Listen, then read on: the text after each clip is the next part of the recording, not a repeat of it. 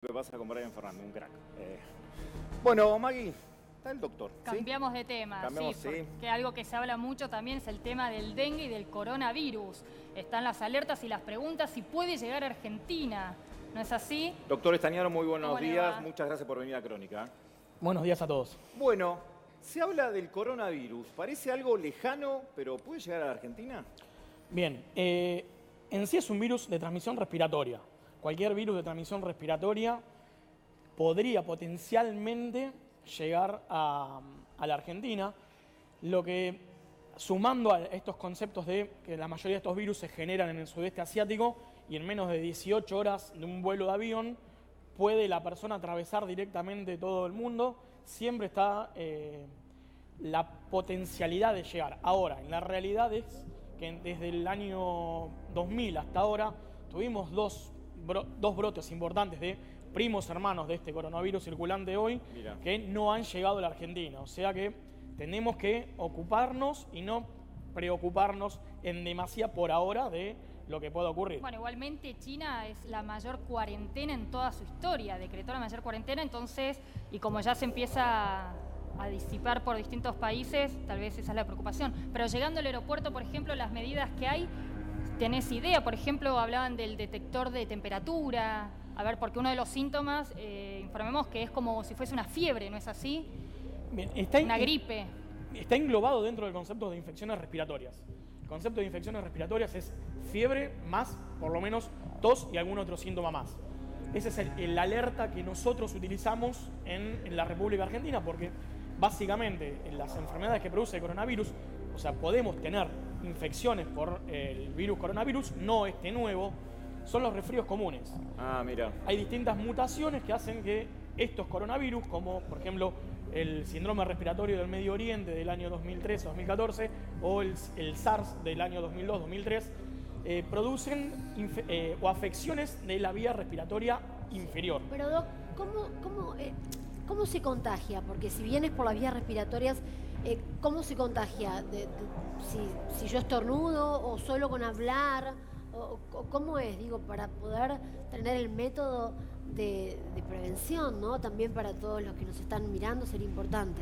Bien, bueno, el mecanismo de transmisión de este tipo de enfermedades involucran lo que se conoce como el concepto de transmisión de gotas. Nosotros cuando hablamos, tosemos, estornudamos, producimos gotas que en general salen o se dispersan y empiezan a caer a 1,5 metros o a 2 metros de donde nosotros estamos. De hecho, hay un video muy bonito para ver o entender el concepto, que uno estornuda, ponen una linterna abajo y se ve cómo eliminamos esas partículas. Esas son las partículas que transmiten tanto el coronavirus como otras enfermedades respiratorias. Y el mecanismo de prevención básicamente es cortar el mecanismo de transmisión. Desde el año 2009, con el brote de gripe, hemos aprendido que tenemos que toser con el codo, o sea, evitar que esas gotas salgan a la dispersión. Perdón, Doc, ¿sabés que es muy habitual ahora la gente? Yo tomo la línea Sarmiento del tren y ya todo el mundo se pone el codo cuando antes era como un concierto de estornudos y no había un respeto por nada. Y hay una concientización a partir del laburo que están haciendo ustedes y también los organismos públicos. Sí, desde el 2009 en realidad cambió muchísimo. Primero, el concepto del lavado de manos. Claro. Yo me formé en el 2005 y no veía personas con alcohol en gel en la mochila, en las carteras, y actualmente lo que veo en los transportes públicos es muchas personas lavándose la mano con alcohol en gel. También es importante aclarar que no solamente el alcohol en gel sirve para prevenir estas enfermedades, sino el lavado de manos con agua y jabón. Y lo importante es el tiempo en el cual uno se tiene que lavar las manos. Y te hago una consulta, porque se dicen varias versiones. Una que se originó en un mercado donde se vendían mariscos y estaban cercanos a venta de animales salvajes muertos y vivos. Otro con unas sopas de murciélagos, pero que en principio era contagio animal y después pasó a ser contagio humano. ¿Puede ser? Que estamos viendo en las imágenes, Doc, que están como comiendo, no sé, un bicho. Un murciélago. Sopa de murciélago, qué sé yo. Acá el contagio pudo haber sido primero por animales y después en general los coronavirus provienen de animales. ¿Cuál es el problema en el sudeste asiático? Que los mercados tienen no solamente productos de mar, sino también tienen animales salvajes. Claro. Siempre, o mejor dicho, está demostrado que los primeros 40 casos que se diagnosticaron de esta nueva enfermedad, estamos hablando de una enfermedad que comenzó más o menos a mediados de diciembre, que se alertó el 31 de diciembre y ese mercado se cerró el 1 de enero. Sí había en ese mercado productos, mariscos básicamente, y también serpientes. Todavía no se sabe fehacientemente de qué animal proviene el virus. Se cree por secuenciación genética que las serpientes podrían tener algún rol en la generación o en la formación de este Entonces, para pasar en limpio, esta serpiente contagia al humano y del humano empieza el contagio con otros. Claro, una vez que digamos, desde las serpientes o de una fuente común empieza la transmisión, ya se empieza a diseminar la enfermedad por contagio interhumano. Por eso es que China cuarentenó a 56 millones de habitantes. Sí, es verdad. 56 millones de habitantes es un montonazo. Es la cuarentena más grande de la historia. ¿Por qué no bastan las medidas en China? Porque el presidente dijo que la situación es grave y que se está extendiendo más allá de las medidas que ya se tomaron. Están desbordados, me parece. En realidad, la cuestión acá es estos fómites, estas gotas que se producen al aire, no se ven a simple vista. Entonces es muy difícil frenar algo que no vemos. Segundo, sé que los aeropuertos de China están, como ustedes bien dijeron, tomando la temperatura tanto a las personas que tienen viajes internos como a las que tienen viajes externos. Pongámonos a pensar, frenaron el transporte público en China. Y los ponen en unas cápsulas también cuando los detectan. Las personas tienen fiebre, los cuarentenan de forma inmediata poniéndolos en una cápsula. Y lo otro y más importante, quieren hacer un hospital para 1000 camas en 10 días. 10 días. Doctor, ¿en qué porcentaje este coronavirus es mortal y cuáles son las clases, las edades más afectadas? Bien, la mortalidad o la letalidad específica de este virus todavía sigue siendo relativamente baja, en un 3%. Los primos hermanos, tanto el SARS como el virus, el síndrome respiratorio del Medio Oriente, llegaban entre el 10 al 30%. Y hasta ahora las edades más afectadas son la edad media de la vida. No tenemos, primero, no hay análisis epidemiológicos de estos 1.300 casos que hay actualmente. Sí están los análisis de los primeros 40 casos y es obviamente en realidad las personas de edad media de la vida o trabajan o visitaron ese mercado. Cuando tengamos mayores análisis epidemiológicos vamos a ver más perfectamente cuál es el grupo etario más afectado. Yo tenía entendido que no iban a pasar más de 15 días para que el virus llegue acá a Argentina. Bien. ¿Aproximadamente en cuánto tiempo va a llegar acá? ¿Esto es real lo que estuvieron...? A ver, si nos ponemos a pensar, el virus llegó, o sea, ya tenemos casos confirmados en París, en Estados Unidos, en Australia, que estamos más o menos a la misma distancia que China. ¿Cuándo llegue o si va a llegar? Es una respuesta que por ahora no lo tenemos. Lo que tenemos que hacer es vigilancia de todas las infecciones respiratorias. Lo primero que vamos a observar primero es, o lo más importante es, tener en cuenta tanto a la persona que se va a atender como aquella persona que es personal de salud, hacer la pregunta si tuvo algún viaje directo a China o si estuvo en contacto con alguna persona que haya venido de China, ya no particularmente de la ciudad de Wuhan, que es donde se originó el brote, sino de todo el país por la diseminación del virus, teniendo en cuenta que estamos en el periodo del Año Nuevo Chino, donde podrían haber personas que estén retornando del país. Es el momento de más tránsito en el Año Nuevo Chino, de más tránsito interno entre ciudades por el tema de las visitas de los familiares. Y vacunas no tenemos, nos agarra esta gripe y ¿qué pasa? No hay todavía mecanismo de prevención, no hay vacunas contra los coronavirus. Los coronavirus son virus que van, o mejor dicho, que inician el brote y espontáneamente empiezan a disminuir. No tiene una tasa de transmisión tan perfecta, por ejemplo, como el virus del sarampión o el virus de la influenza, o sea, el virus que produce la gripe. Por lo tanto, es como que las brotes o las epidemias se van cortando o acabando de forma espontánea. Pero Doc, una vez que tenés el virus dentro de tu cuerpo, vos no sabés que tenés el coronavirus, crees que es un resfrío, no te haces atender, te sentís peor día a día. ¿Te podés morir potencialmente y en cuánto tiempo más o menos, una vez ingresado ese virus al cuerpo? Los registros que hay actualmente hablan que más o menos el tiempo hasta el desenlace fatal fueron entre 5, 7 a 10 días.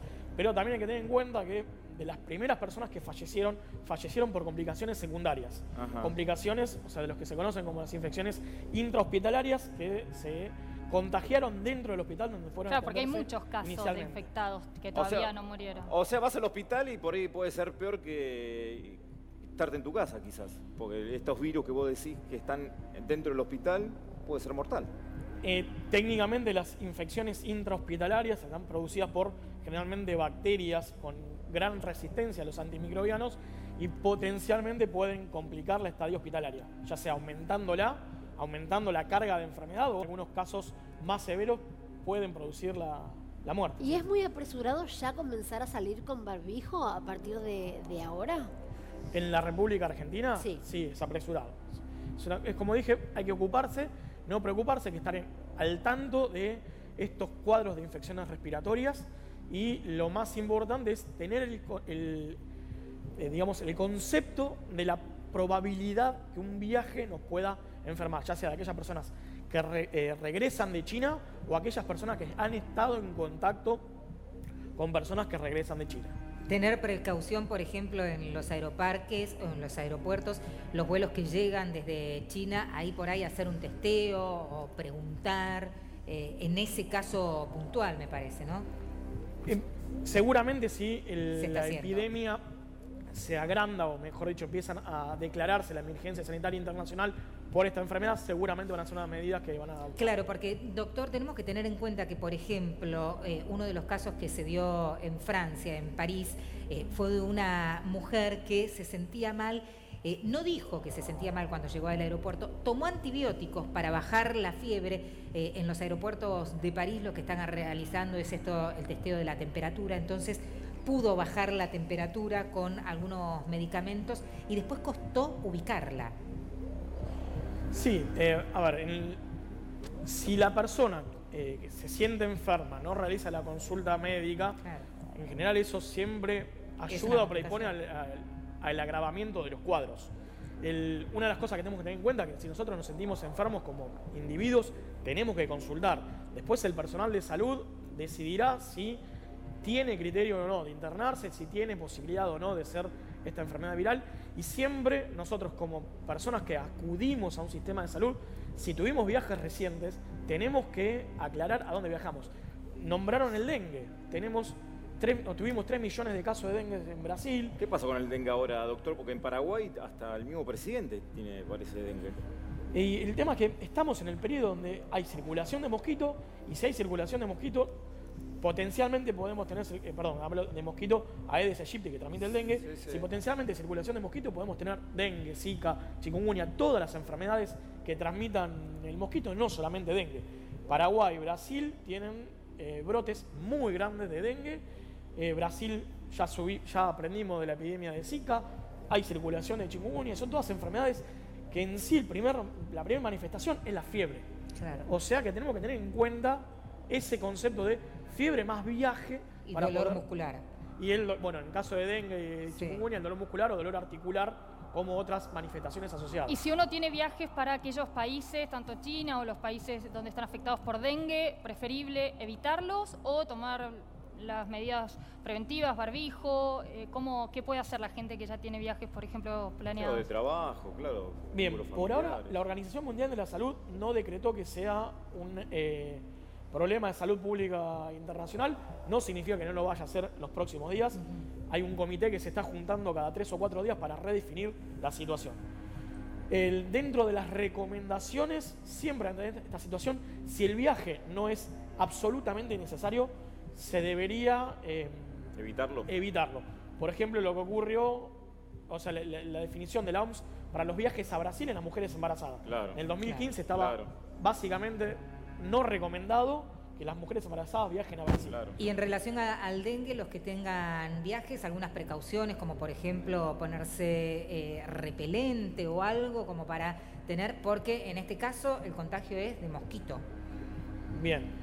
El mecanismo de prevención de dengue sí incluye evitar la picadura de mosquitos. Claro. O sea, ropa larga, ropa clara, usar repelentes. en caso de si llega a ir a una persona a las playas, tener en cuenta que el protector solar va por debajo del repelente, de reutilizar el repelente cada 3 o 4 horas y de esa forma se lograría evitar la picadura del mosquito. Y en el caso de dengue, ¿la mortalidad de cuánto es? En la Argentina, el primer brote, que fue el brote más grande que tuvimos fue en 2016, llegó menos del 1% de la población. Muy poco. Ahora, no significa que no sea una enfermedad grave. Estamos hablando que afectaron a 40.000 habitantes. De esos 40.000 habitantes se pierde la capacidad de trabajo. Como bien dijeron, el dolor muscular, el dolor articular tan intenso que la persona tiene que hacer reposo. Antes se sabía que los brotes o las epidemias de dengue podían paralizar una ciudad por la carga que esa enfermedad no produce, no solamente por la mortalidad, sino por la carga de la enfermedad, los dolores. Una persona cuando le duelen los músculos y articulaciones no asiste ni a la escuela, ni al trabajo, ni al resto. Igualmente el dengue te da una segunda oportunidad. Hay pacientes que tuvieron dengue y tienen que cuidarse mucho porque si lo vuelven a tener ahí sí puede ser mortal, pero pueden salvarse. Lo que hemos aprendido de dengue es que el concepto de la reinfección por el virus dengue podría tener mayor complicaciones. Igual, hay serotipos o genotipos de dengue que pueden ser severos solamente en una primera infección. El gran tema en la Argentina es que desde el 2009 hasta ahora tenemos la circulación de los 4 serotipos. El último a ingresar fue el serotipo 4 y actualmente lo que es Paraguay tiene predominio de este serotipo en la circulación. Doc, y el NOE está bastante afectado, la Argentina, Formosa, Chaco, toda la parte de la Mesopotamia para arriba, Misiones, Corrientes, ¿es la zona de alto peligro o está toda la Argentina en el mismo nivel de posibles contagios? El mosquito está más al sur de Bahía Blanca, o sea, donde hay mosquito existe la posibilidad de tener dengue. Lo que sí también tenemos que tener en cuenta que muchas veces en las zonas, por ejemplo acá del conurbano bonaerense, tenemos mucho viaje a países limítrofes. Y pueden ingresar o reingresar serotipos de dengue de Bolivia, Perú, Paraguay. Y eso es lo importante. Si tenemos una comunidad libre de circulación, lo que se conoce autóctona, al ingresar una persona que tenga el virus en la sangre, en un lugar donde existe el mosquito, está la capacidad o la potencialidad de iniciar o despertar una epidemia de dengue. Pero hay vacuna para el dengue. Se están estudiando vacunas nuevas, están a punto de licenciarla y de comercializarla. Sí. Perfecto. Doctor Estañaro, clarísimo. Clarísimo, clarísimo, sí. Una clase magistral. Sí. Doctor, muchísimas gracias por acercarse a los estudios de Crónica HD. Gracias a ustedes. Muchas gracias.